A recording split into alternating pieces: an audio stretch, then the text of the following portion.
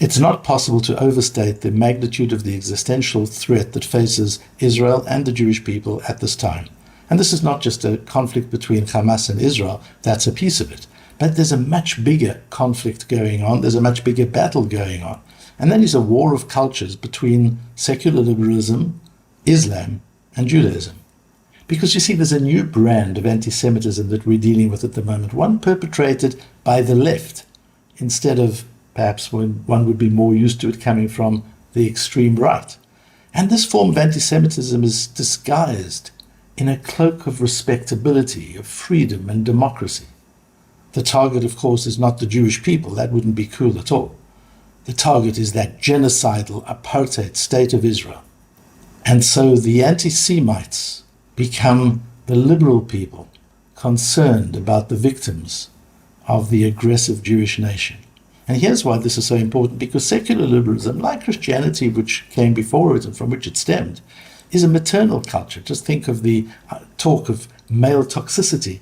Christianity as a religion is a maternal religion, and so it emphasizes rachamim, it emphasizes mercy, sympathy for the victim, empathy, meekness. And the weakness of this approach is that when there's obscurity about who the aggressor actually is and who the victim is, then it becomes very difficult to implement. Western culture and Christianity actually don't have the tools by which to morally determine who the aggressor is. And so the media has stepped into the vacuum of moral leadership to paint pictures of aggressors and victims as it sees fit.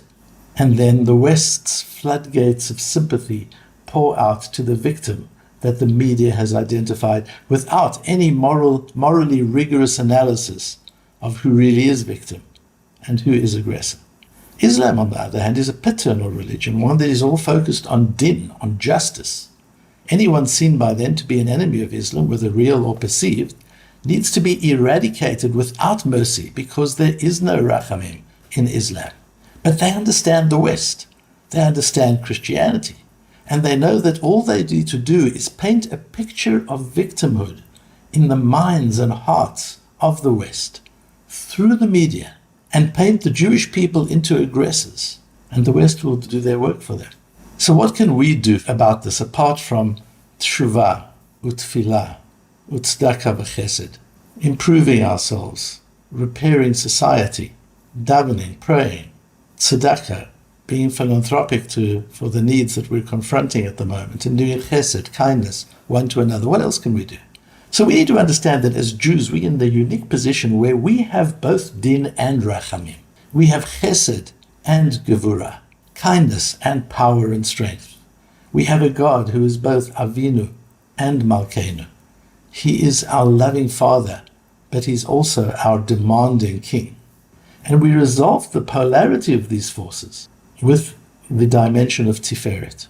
Tiferet is the power of halakha, the power of Torah. It is halakha that objectively and unemotionally identifies aggressor and victim, rodef and nirdaf, who is pursuing and who is being pursued, so that we can apply din to the rodef, we can apply justice to the pursuer and mercy to the victim, whoever each of them may be, whether the victim is powerful or the aggressor is powerful. It doesn't make a difference in halakha. It doesn't matter who's wealthy and who's poor. It doesn't matter who's popular and who's unpopular. It doesn't matter who's influential and who isn't influential. If a weak, poor person is ba'ala horgecha, if he's coming to threaten your life, then you should, not you may, you should be hashkem lahorgo. Intervene first, get up in front. Don't wait for him to attack you. Intervene and do something preventative, even if that means killing the person pursuing you.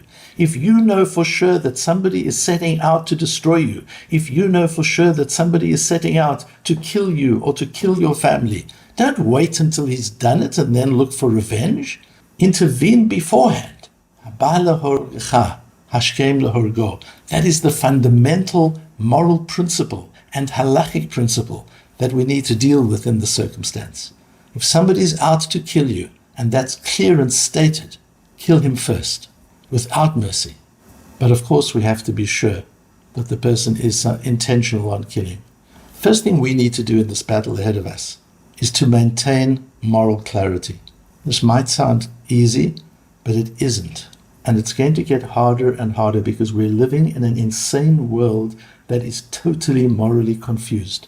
A world that doesn't know who victim is and who perpetrator is.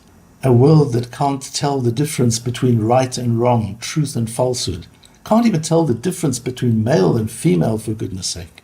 That's the world we're living in. Is this world going to be able to tell the difference between truth and falsehood?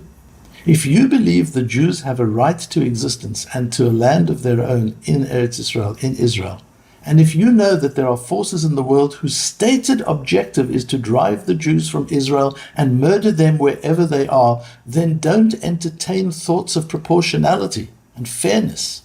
Our response is simple. Get them before they get our elderly, our women, and our children. Less than 2 weeks ago, we failed in that. They got to us first, and now we're playing catch-up. But our purpose shouldn't be to take revenge for what they did, or simply to prevent it happening again in the future. Our intention must be, we know that they're out to kill us. They've told us that. They brag it to the whole world. They are habala horgecha, they are rodfim, they are pursuers.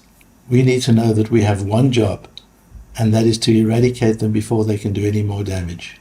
Once you know who the rodfim are, once you know who the pursuers are, who the perpetrators are, and today, as in the 1930s, it's quite clear. Hitler made it very clear in Mein Kampf what he was going to do. And Hamas has made it very clear, and Hezbollah has made it very clear, and Iran has made it very clear. If people set out and tell you they're going to kill you, and you see they're preparing to do that, they're building the resources to do that, then unequivocally support Israel's right not to defend itself. We should stop talking about our right to defend ourselves. But our moral obligation, it's not a right, it's a moral obligation to the world to root out the evil that threatens our existence now and the free world's existence tomorrow. For a brief period and through too many korbanot, too many sacrifices, we, for the first time since the 6-Day War, have become the victims in the eyes of many Western leaders and some of the media. The tide will turn, and when this happens, what's important for all of us is to maintain our own moral clarity, that we don't start wavering, that we don't start doubting, that we don't start questioning our obligations in this area, and that in the midst of the moral madness we find ourselves in, we don't find ourselves joining that madness and second-guessing ourselves.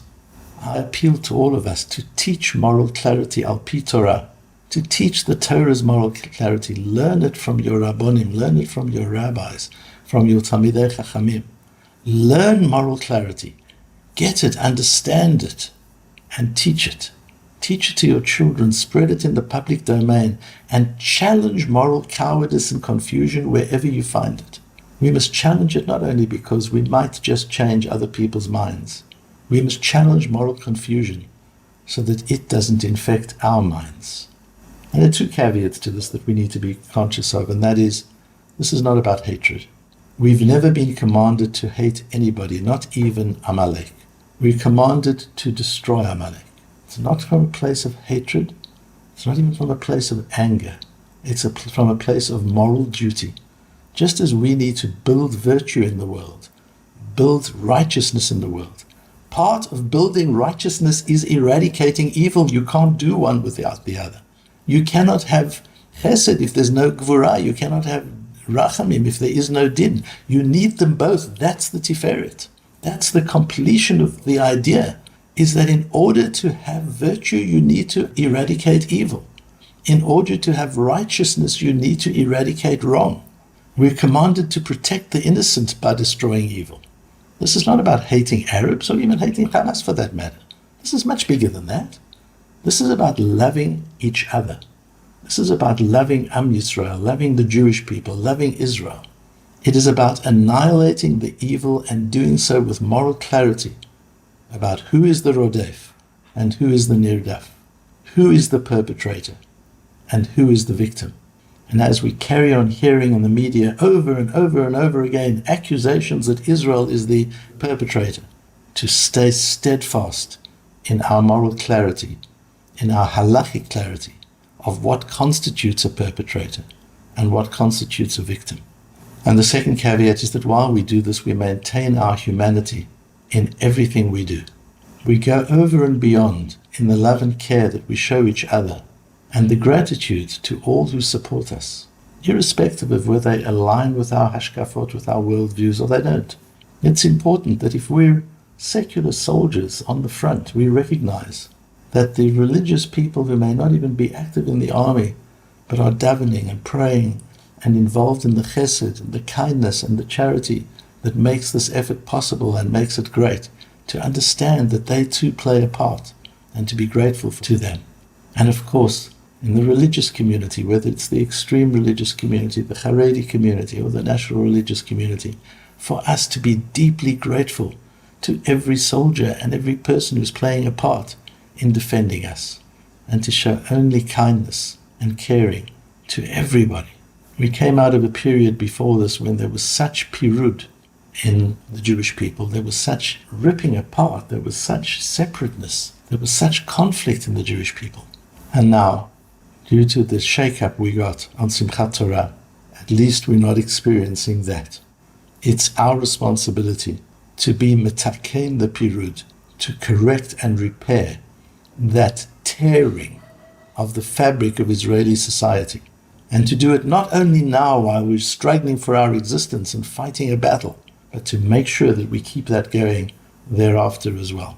We can only be metakein et ha-pirud, we can only repair the tear if we are mahadrin, not mahadrin in kashrut, not mahadrin in the laws of the Shulchan Aruch. Of course we can do that too, but where we have to be mahadrin, where we have to be meticulous and over and beyond, are in the way we practice chesed and shalom, kindness, peace and connection across all segments of our people.